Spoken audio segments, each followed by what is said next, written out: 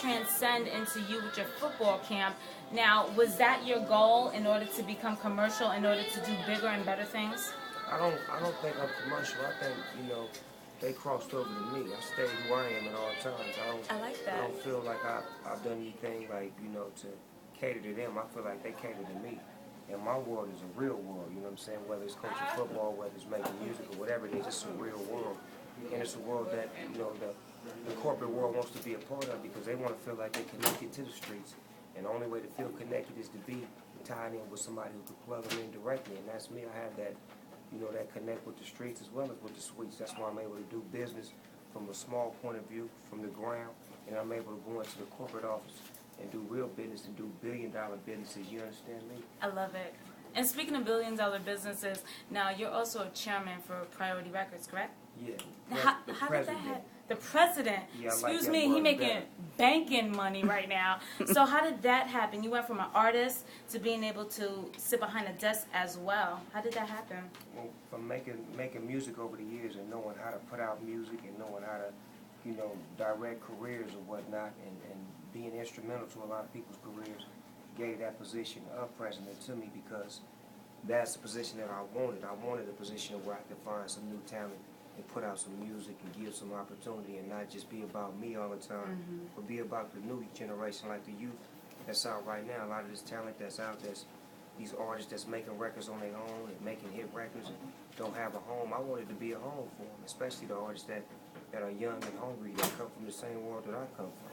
I was a struggling artist trying to make a cassette back in the late 80s and trying to be seen and putting all my heart and soul on an 8-track cassette and trying to take it to people and let people hear it. And now, they're making CDs and going to the internet with it. So I'm just here to try to get an opportunity to try to find the next Snoop Dogg.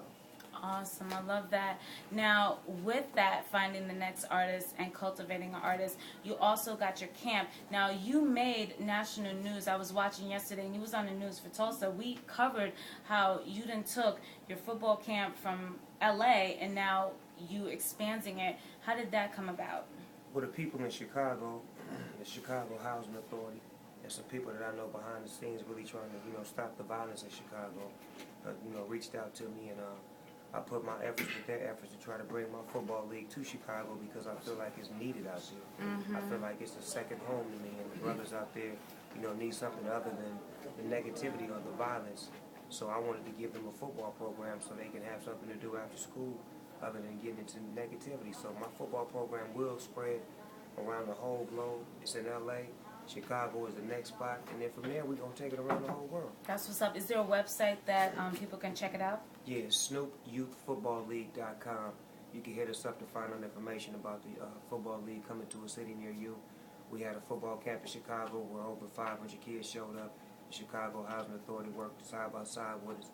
And it's just us just trying to get back and go to the communities that need it the most, to the ghettos, to the hoods, to the urban part of the world where people don't really pay attention to the violence and the kids out there. So we want to go out there and hit it head on and just meet the press and, go out there and deal with these kids and give them something other than what they're accustomed to seeing. And also a little bit of guidance with a lot of the male children, because they need that. A lot of them are raised without men. Every kid that plays in my football league has to maintain a 2.0 GPA.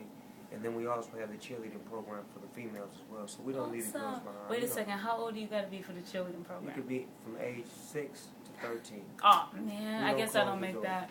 Okay. We try to let the girls get involved, too, because we realize how important that the girls are as well. Because, while we're trying to correct these, young men and get them right, we got to look at the flip side. Some of them have sisters in their house. And, we can't leave them out and feel like we're just going to look after the boys. We want to look after the boys and the girls and take care of the whole community in general. When they playing football, they look to the sideline. They have their little sisters over there cheering for them. And it becomes a family situation as opposed to it being, just about the boys and stopping the violence. But it's the boys, the girls, grandmamas, uncles, aunties, everybody, family outing. And I gotta say, I told my mom that I was coming to this concert, and I told her I was gonna grab an interview with you, and she was like, well, tell Snoop Dogg that I love him, and I applaud him doing the thing with the good things with the kids, and being a dad to his kids. So My mom is like 71 years old, so I gotta give you props that it doesn't matter. You done reached like senior citizens, all races, and that means a lot for hip hop. So I definitely have to commend you for that. Now, before we go, can you let us know? We already know by watching a reality show that you're scared of needles. Kudos, because so am I. But what else is there that we don't know about Snoop? An exclusive. I don't know. You know what I'm saying? I live with him every day, so I don't know nothing exclusive about him. You gotta get somebody that move around with me. That Really? Yeah, because I don't never examine Snoop Dogg like that. I don't never just look Are at you him. allergic to anything? Is there something that you're allergic to? Ugly bitches. So you're not breaking out now. I'm assuming it's a good thing. Oh my goodness.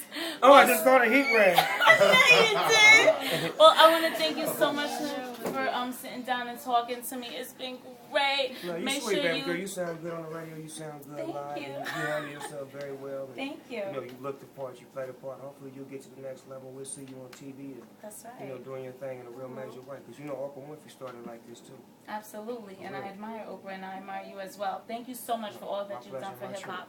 Thank you. Can you give a shout out to SunnyMacWell.com?